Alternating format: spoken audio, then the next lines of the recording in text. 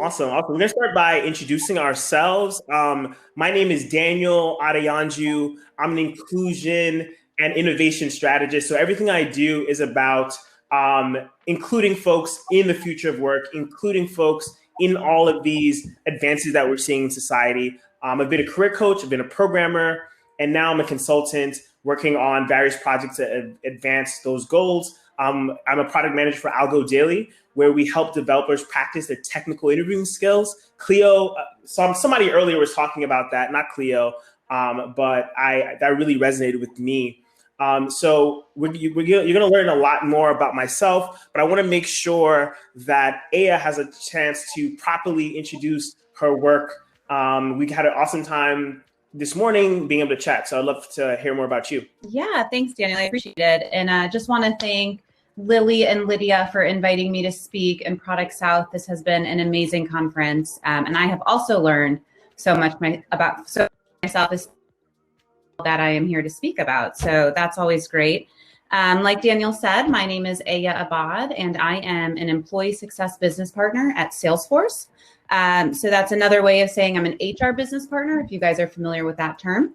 At Salesforce, we refer to our HR department as employee success, because our whole goal is to make sure that the employees are successful in their jobs and in the company. So just a little brief background about me. I started my career at a company called Coca-Cola in Atlanta. So I'm sure you guys know Coca-Cola. I was there for about 5.5 years, where I served as an HR business. And after Coca-Cola, I did a quick stint at a company called VMware. It was my first break into technology, into the tech industry. And I was an internal coach at that company, VMware. And then I moved to Salesforce a little less than a year ago, where I came back into my sweet spot as an HR business partner. So I get a lot of family members who say, well, what is an HR business partner, Aiya? Like, what do you actually do? And I think the easiest way to explain essentially my role is I really work as a strategic advisor to coach senior leaders, coach teams around elevating their skills, elevating their performance. I think the easiest way to explain essentially some background. Can you guys hear me? Daniel, can you hear me? Yep, I hear you. So like I was saying, the easiest way to explain what I do is I really focus on elevating skills for leadership, and then for different teams. I work with senior leaders on developing and executing people strategies that are really aimed at attracting people, developing employees, making sure that we're in our talent pool. So in a nutshell, that's a little bit about my background and a little bit about what I do.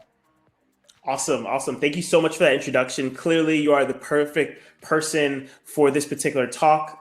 You've seen the people side of business from different angles. And I think what's also cool is that you're coming from a non-technical background. So you're coming from CPG, consumer packaged goods, and you've transitioned in a completely new field. And as we know, so tech is the fastest growing field.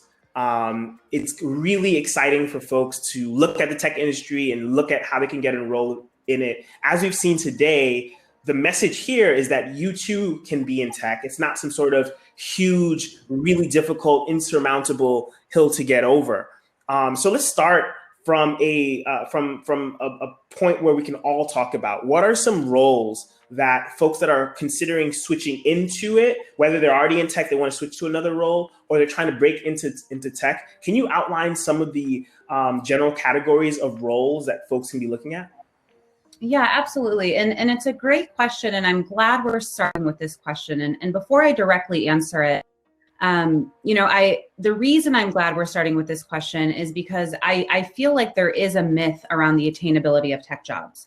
And I think today we heard from many people on many different panels that is truly a myth. We have debunked that myth because we heard from a ton of people who have made that transition where they didn't have a technical background.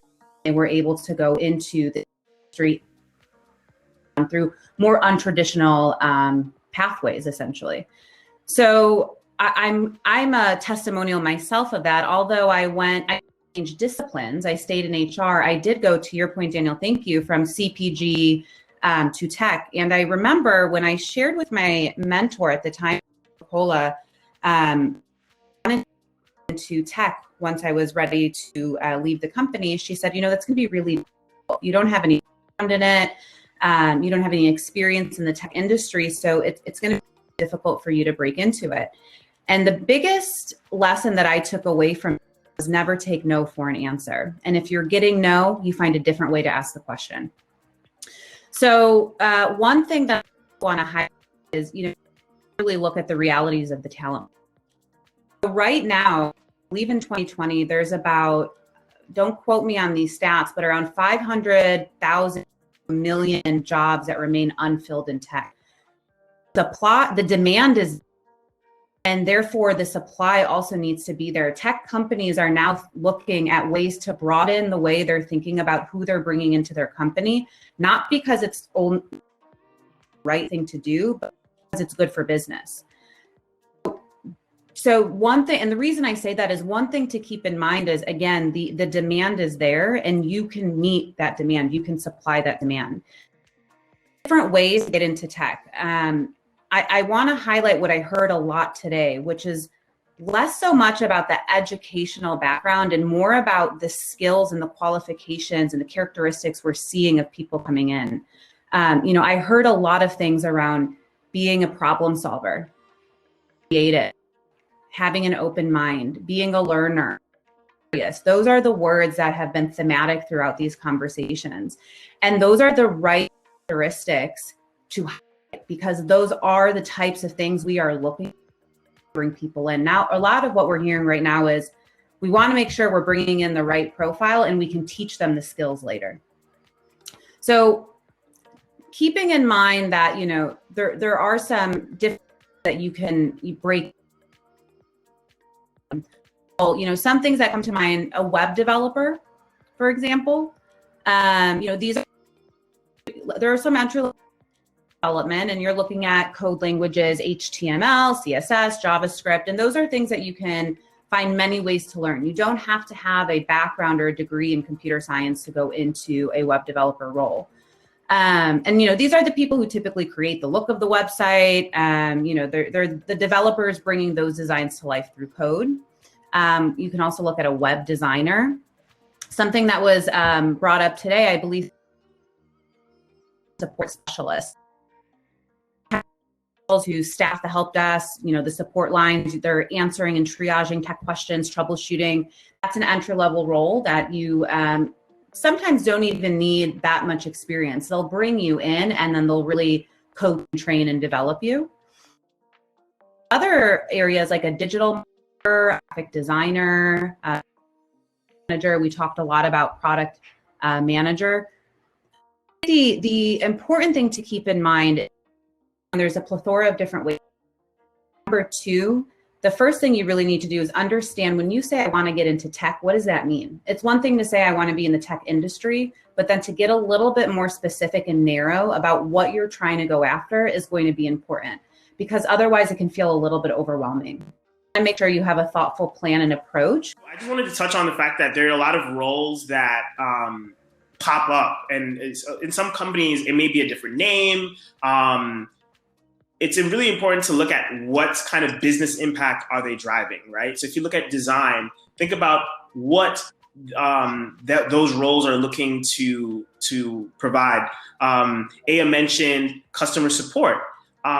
There's other roles called customer success. They're all flavors of the similar things. You're really understanding the product such that you can convey to a user how to make the best use of it. So I think that as you look to break into this industry, it's really important to be around people so you can start to learn the lingo. You'll meet individuals who have titles you've never heard of, that have friends that have titles you've never heard of, and you can learn from them the reality of what they're doing on a day-to-day. So thank you for answering that question so well over there. To break it down even a little bit further, what you also can do that's a great idea is to go onto companies' job boards and read about the job descriptions that are posted. Because to your point, sometimes companies have different names for the same type of role. So And I would say the first step that I would really encourage you all to consider if you're trying to enter into the tech industry or make that change, make that jump, is to really learn and immerse yourself.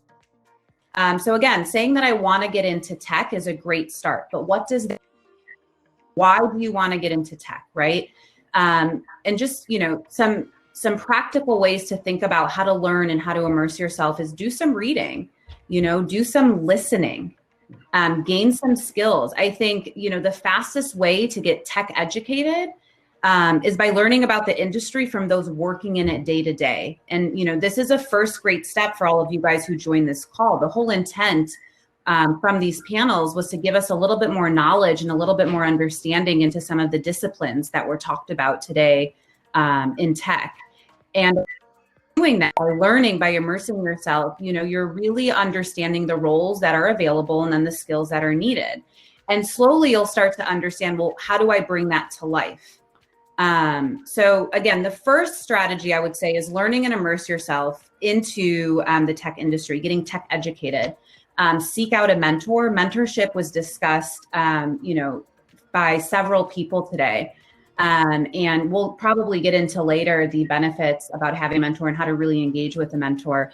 But utilize your network, the resource to learn and immerse yourself. There was tons of tools online, free tools that people meant as a way to really go and harness educationally what you're trying to accomplish. So I would say that strategy is really around network. And again, networking has become a buzzword, but it's stuck around for a purpose. It's extremely impactful. You don't win alone and you don't win by yourself. You win by the people that you surround yourself with and the people that you work with. And your network can really help you build your brand and establish your voice in the industry, essentially. So, there's many ways to network. Head out to tech meetups. Most jobs are attained by networking, like we said. So leverage the opportunities that are in your local community.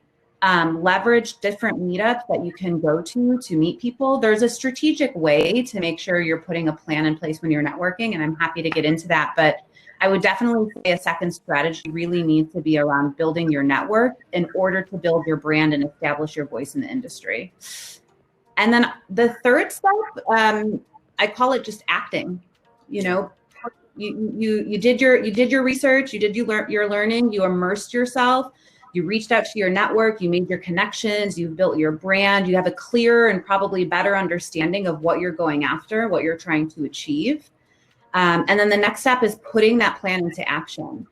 And one thing I'll say is start small. I think by nature, we want to jump in and want to change big things. And, sometimes we need to give ourselves permission to start small.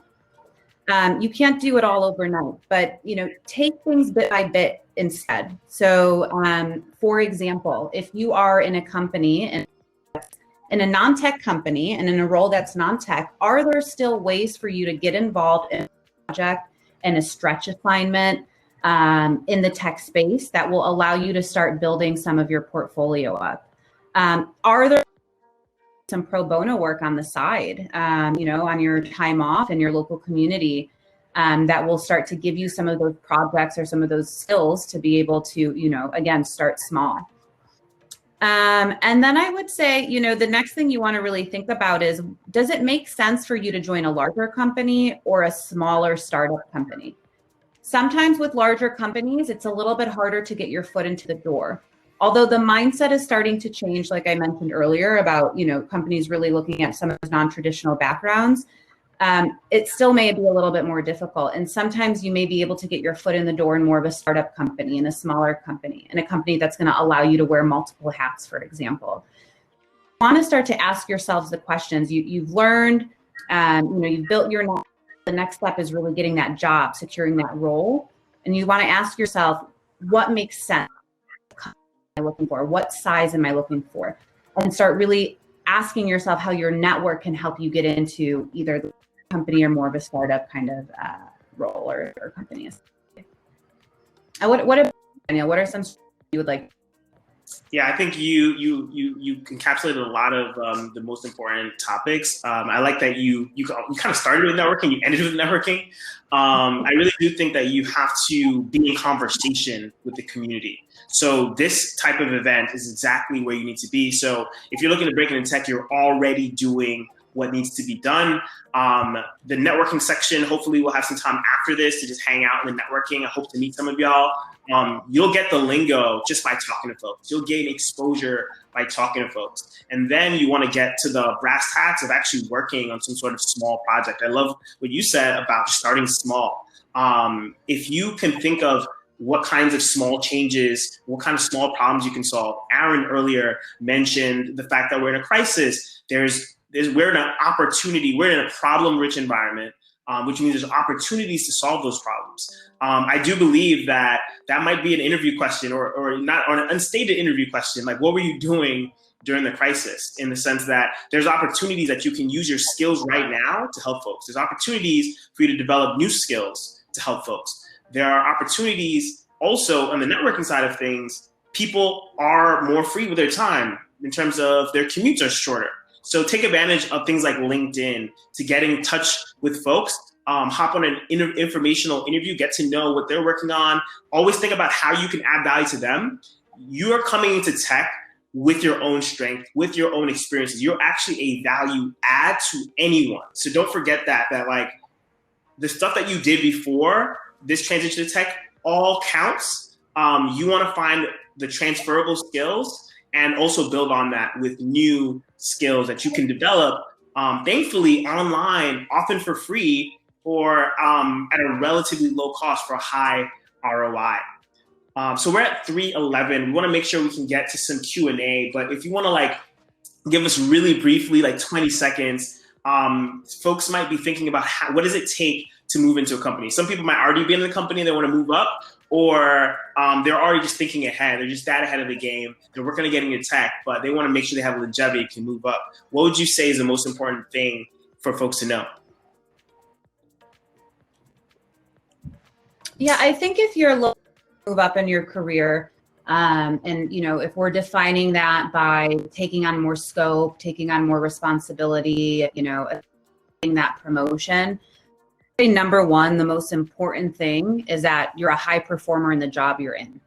So you're performing well in what you're to do. Number one, full stop. If you're not performing well in your job, you need to ask yourself, are you fit for a better job? Or do you need to focus on getting back up to par so you can be high performers ready to take on more? So that's the step I would mention. And then the second step I would say is you want to make sure that you're setting those expectations with your manager. You're having a very honest conversation with your manager about what you're looking for and what you want to achieve. And somebody mentioned this earlier, and I firmly believe it. You are the driver of your career. Your manager is in the passenger seat supporting you. So if you're sitting back and you're waiting for your manager to kind of be that person that's going to be the driver, you're probably not going to get what you want. You have to take matters into your own hands. So setting those expectations and having that honest conversation with your manager. And then I would say start asking for different ways to take on more responsibility to showcase that you are ready. So how are you going above and beyond? And then the last thing I'll say is making sure, again, that you're reaching out to your network and your mentors to really help you understand what those next steps need to look like. And then also those people that are going to sponsor you, that are going to sit in the room when you're not there and fight for you to get that role. And those are typically, hopefully, your manager or other mentors that you have cultivated relationships with along the way. Very well said. So you want to be a high performer. You want to be in communication with your manager, letting them know what your goals are. You want to make sure you're building that strong network in your company, which I think is really important. A lot of folks don't realize how important that is. You can be heads down and no one knows what you're doing or what your goals are. You want to be in communication with the community. So Lydia asked, how do we cultivate a good relationship with mentors? Do you want to take a stab at that, Aiya? Yeah, I would love to. The thing to keep in mind with mentors is, mentorship is defined. You're trying what is the best way to engage with a mentor? I would say the first step is really defining what you're trying to get out of a mentor. Yeah. So are you looking for a mentor to help you with career navigation? Are you looking for a mentor who's going to help you increase your confidence? Are you looking for a mentor who's going to help you cultivate leadership skills? Are you looking for a mentor that's going to help people in your network? And you want to be specific about what you're looking to get out of a network. And then I would say the next step is finding people that you look up to, people that are role modeling what your aspirations look like, and somebody that you find credible and somebody that you have respect for. And I think a lot is in your network. We often already have mentors who can give us advice or who already provide us advice in so many different ways. So I think it's really about understanding who do you already have in your network that you may be able to leverage, and really taking the time to identify what that looks like. I would also say don't underestimate the power of a peer mentor. Yeah. Oftentimes I find a lot of my learnings, especially my current role right now, I'm on a team of about 10 people, and I have the best team hands down. We work together so well. We learn from each other, and I find myself learning more sometimes from my peers than I have learned from other mentors. So I think you want to be strategic. You want to make sure you have a network of peer mentors that you're learning with along the way. And then also mentors that have probably more experience than you. So maybe a little bit higher up in an organization, or have, a longer tenure in what they're doing in their careers, so they can teach you some of the lessons learned along the way. And I would say, don't be shy.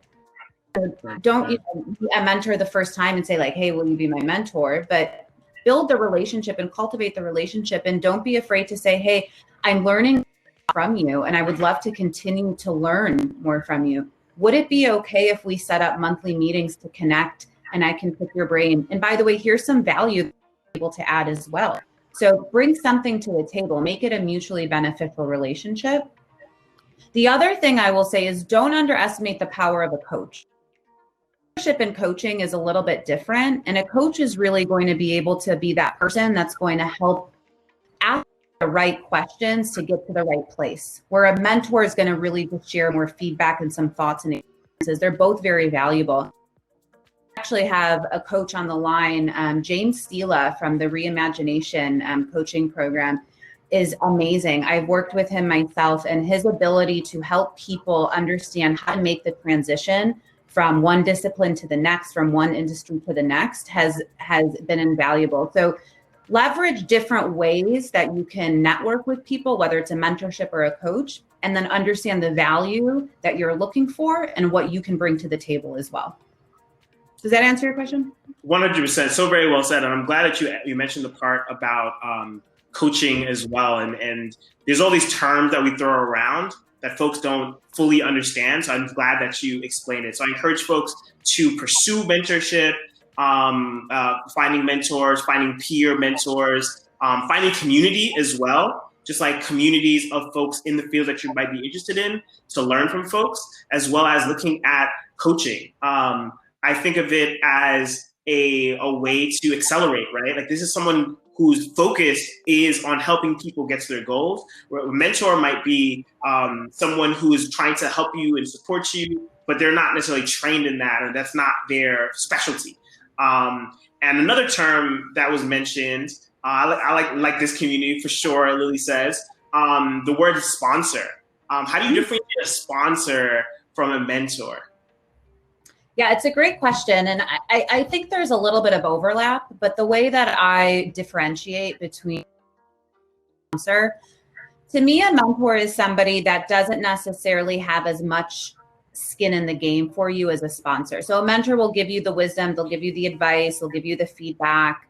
But a sponsor is going to be that person who, have you ever heard the term who's going to fall on the sword for you? Yeah. The sponsor is going to be that one that's sitting in the room when somebody says, I don't think A is ready. I think she needs a couple more years. I haven't really seen her. The sponsor is going to be the one to say, I disagree. I'm going to put my name behind Aiya. I sponsor her. I'm going to advocate for her. And I'm really going to, push gets it next. Typically, your sponsor is somebody, your leader, that has that influence and has that voice and that seat at the table already, and is able to help push those decisions forward. My mentor became my sponsor. So, typically that you can start to form somebody that's in your circle by starting with a mentorship. But your mentor is not always going to be your sponsor per se, depending again on the level, the relationship, etc. But the sponsor is somebody who's invested in your career and the outcome of your success for sure. Thanks so much for clarifying that. And one thing that we've touched on is that mentors can be in all different parts of your life, in your company, outside of your company. You might be in product management at one company and have a mentor outside of the company. Your sponsor would be someone, whether it's in the company or kind of in the industry, that's putting you in front of the right people. If there's like a performance or some sort of promotion event, that's the person who's going to support you and help you level up.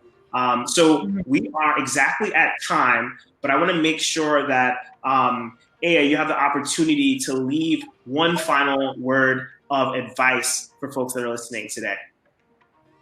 It has been one of my favorite parts of the panel. About the most profound thing that I can say, and everybody's was so profound. I don't know how I'm going to match up to it. But I'll leave you with this. Be intentional and have a plan. One thing to have an idea, another thing to execute against that idea. It's one thing to have a goal. It's another thing to put a strategy in place to. So be intentional and have a plan. Awesome. So from my time as a career coach for computer science majors for students in the Bronx, I developed a lot of sound bites, and I had to choose one. And then I decided not to go with the sound bite. And you've heard this before, I think today, but I want to really underscore it. This idea of finding a problem that you want to solve, finding a problem that you want to solve is going to bring more direction to everything else you do. So if you have a problem you want to solve, the skills that you develop will move in that direction, and the jobs you take on will coincide and support and have interplay with what you're learning and the things that you're applying for. So I hope that everyone here is able to find the problems that they're able to solve and continue to iterate towards that.